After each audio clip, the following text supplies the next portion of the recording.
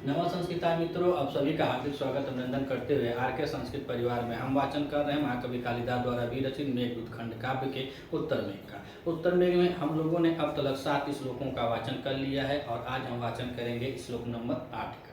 पिछले श्लोक में यच बताया वहाँ के यच और चिड़ियों के बारे में, जो उनके प्राइवेट बात थी, उन बातों को बतलाते हुए कह रहा है कि वहाँ की स्त्रियाँ अंधकार प्राप्त करने के लिए, अंधकार करने के लिए अपने हाथों में चूड़ मुष्टि लिए होते हैं, जो चूड़ भस्म लिए हैं उस पर डालती हैं, लेकिन वहाँ पे अंधकार नहीं होता है, क्योंकि यहाँ अलकापुर की अटारियों में दीप जो जलते हैं वह मड़ियों के जलते हैं और मड़ियाँ प्रकाश को हमेशा छोड़ती हैं, वह बुझती नहीं है। इन बातों को बतलाया।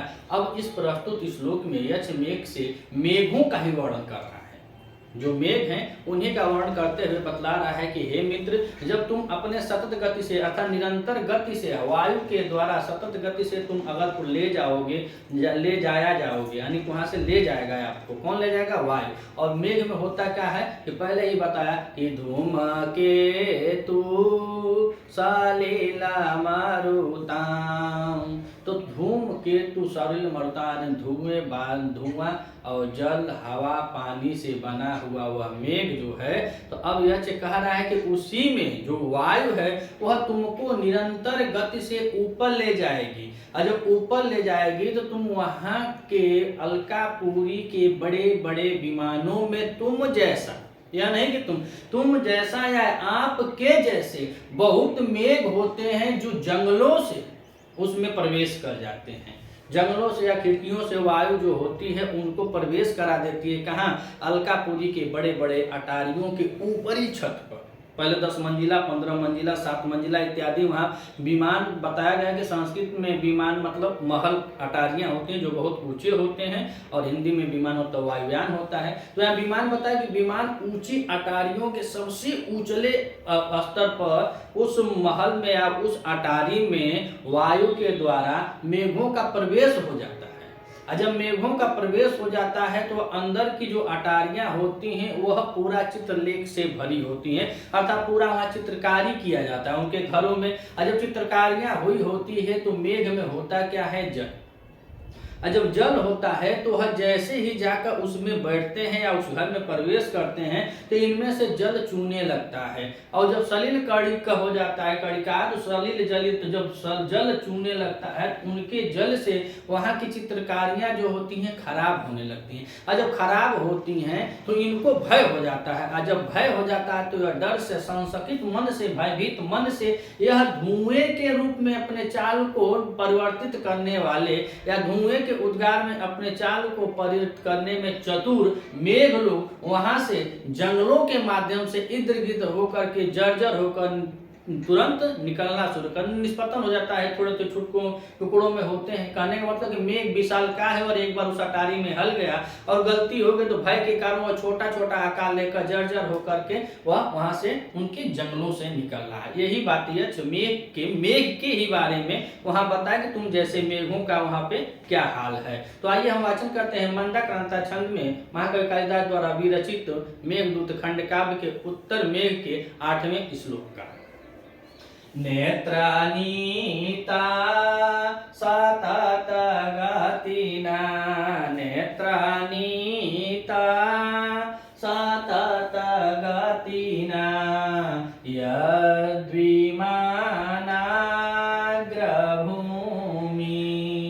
नेत्रानीता सतत गतिना, नेत्रानीता सतत गतिना, यद्विमानाग्रभूमि।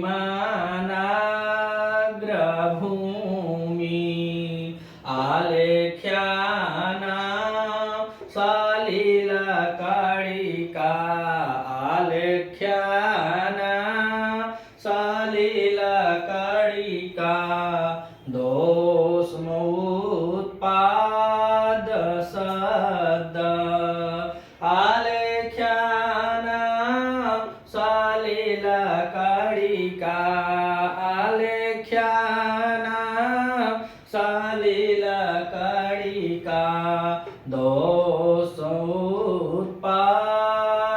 सद्, दोष उत्पाद सद्ध संकाष्टिष्टा इव जलमुच संकाष्टिष्टा इव जलमुच त्वादृशा जालमार्गे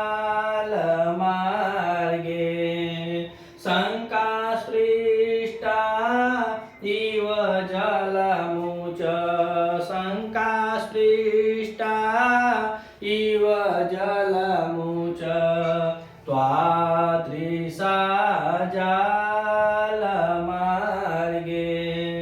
धर्मोद्गार नुकृति निपुणा धर्मोद्गार नुकृति निपुणा जय जरानी स्पतन्ति जय जरानी स्पतन्ति। तो कह रहा है जलमुच मतलब मेघ को कि हे मेघ त्वं दृशा तुम्हारे जैसे। तो जलमुच हे मेघ त्वं दृशा तुम्हारे जैसे जर्जरा निष्पन्ति कहाँ से जाल मार्गे तुम्हारे जैसे मेघ वहां के अटारियों के जाल मार्ग से अर्थात झरोखों से खिड़कियों से जर्जर निष्पन्ति अर्थात छीण भिन्न हो करके निकलते हैं। अब काहे निकलते हैं या ऊपर की लाइनों में बता रहे हैं कि काहे निकलते हैं। लेकिन जलमुच त्वाम दृशा तुम्हारे जैसे हे मेघगढ़ों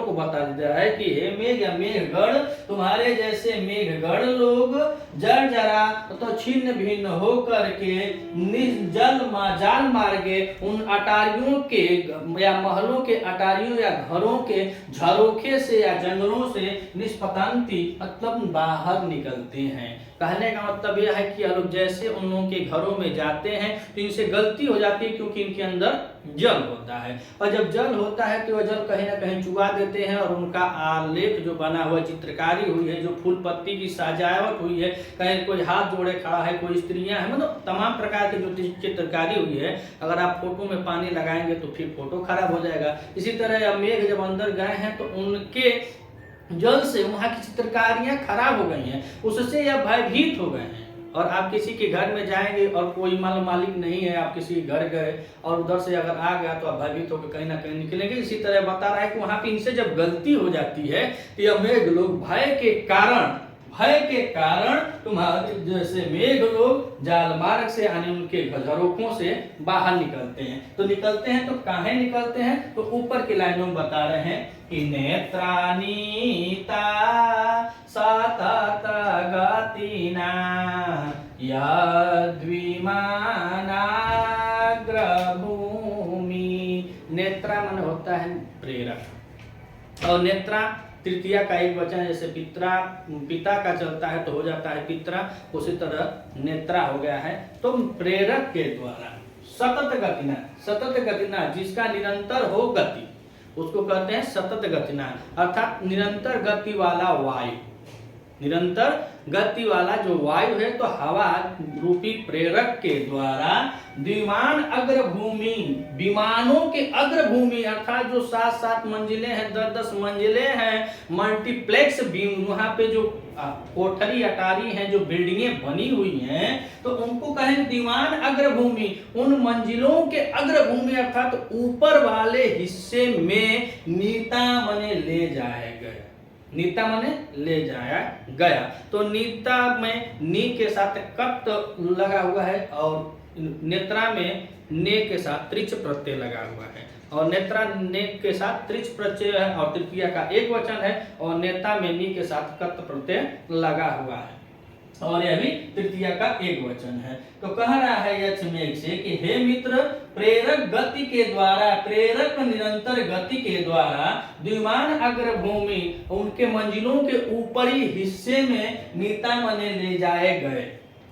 अब हवा क्या है वहां के मंजिलों में वहां के अटारियों के सबसे ऊपरी कोठरी में यह हवा वहां पे लेके जा रही है जहां मेघ उन कोठरी में प्रवेश कर जा रहे हैं। और देखिए यहाँ पे बतलाया जाता है कि जो मेघ बारिश करता है, चाहे बिजली का गर्जन होता है, चमकती है, जितने भी इंद्रधनुष बनते हैं यह सब हमारे क्षोभ मंडल में होते हैं, जो हमारी पृथ्वी सतह से लगभग 40-50 किलोमीटर ऊपर होते हैं। और उसके बाद होता है समताप मंडल, और समताप मंडल में विमानें उड़ती हैं। विमान होता है हवाई जहाज, और समताप मंडल में जब हवाई जहाज उड़ती है तो हवाई जहाज में अगर बैठेंगे तो देखेंगे कि यह बादलों को पार करके जाना पड़ता है। तो समताप मंडल में कौन उड़ता है? विमान। और इनकी अटारियां कितनी ऊंची है? क्षोभ मंडल के लमसम, मतलब क्षोभ मंडल के बराबर होगी, तभी तो यहाँ हवा जो है मेघ को उनके कोठरी में प्रवेश करा दे रही है। तो वही कह रहा है कि निरंतर गति न है वायु के वेग से या प्रेरक वायु के निरंतर गति वाले वायु के वेग से तुमको विमान, अगर उनके जो महल अटारियां हैं, उनके जो विमान है, उनके अग्रभूमि अर्थात अंतिम मंजिल पर, अंतिम छत की कोठरी पर नीता मने ले गया या ले जाया गया है। तो और क्या कर रहे हैं? आलेख्याना सालीला कारिका, आलेख्याना सालीला कारिका, दोष उत्पाद साध। और उन कोठरी में आलेखान, आलेखों के द्वारा चित्रकारी की गई है। और जब चित्रकारी की गई है तो सलिल कणिका, सलिल मतलब अपने जल के कारण, अब इनका जो जल है, मेघ में क्या है? जल है, तो वह जल के चू जाने से तो करें दोष उत्पाद, उसमें दोष हो गया। इनका जो जल है उनके आलेखों पर जैसे टपका, और उनका आलेख चित्रकारी जो उनके फल फूल या जो भी हो, फोटो वोटो चाहे चित्र हो, तस्वीर हो, कुछ भी जब वो अपने घर में बनाए थे, सजाए थे, उस पर इनका पानी चूने से दोष उत्पाद, दोष उत्पन्न हो जाने से सद्यः माने शीघ्र ही। अब यह मेघ उसमें गए और उसमें पानी गिरा, पानी गिरने से उनका जो चित्रकारी था, उनके अटारियों की जो चित्रकारियां थी वो खराब होने लगी। और इनमें किसमें? मेघ में दोष उत्पन्न होने से सद्यः माने निरंतर तत्परता के साथ शीघ्र ही शंका स्पृष्टा, भयभीत होकर के ऐसे में जो अपने जल के कारण उनके आलेखों में दोष उत्पन्न होने के बाद सद्यः माने शीघ्र ही शंका स्पृष्टायु, भयभीत होने के कारण जल मुच त्वाम दृशा, तुम जैसे मेघगढ़ भी जाल मार्गे जर्जरा निष्पन्ति, उनके झरोखों से जर्जर निखिन्न भिन्न होकर निकलते हैं। तो किस रूप में निकलते हैं वह नीचे बता रहे हैं कि धूमोद्गार नुकृति निपुड़ा, धूमोद्गार नुकृति निपुड़ा, जर्जरा निष्पतन्ति।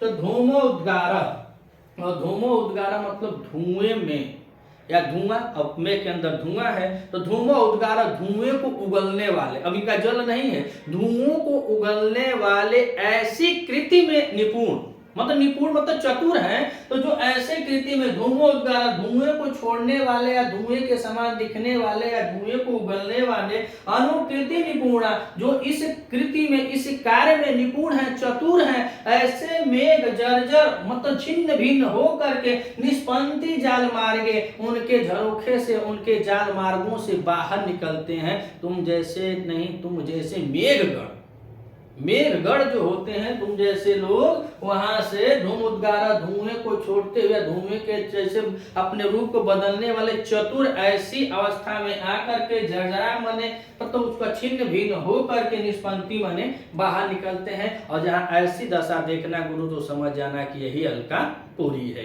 अलकापुरी की अटारियां इतनी बड़ी बड़ी हैं कि जहां तुम जैसे मेघ लोग उनके जंगलों से बाहर निकलते हैं, उनके झरोखों से बाहर निकलते हैं, छिन्न भिन्न हो करके निकलते हैं, ऐसा जहां देख जाना तो समझ जाना कि यही अलकापुरी है। तो आइए फिर एक बार देखते हैं क्या कह रहा है कि नेत्रानीता सतीता गतिना, नेत्रानीता सतीता गतिना, द्वियमानाग्रभूमि।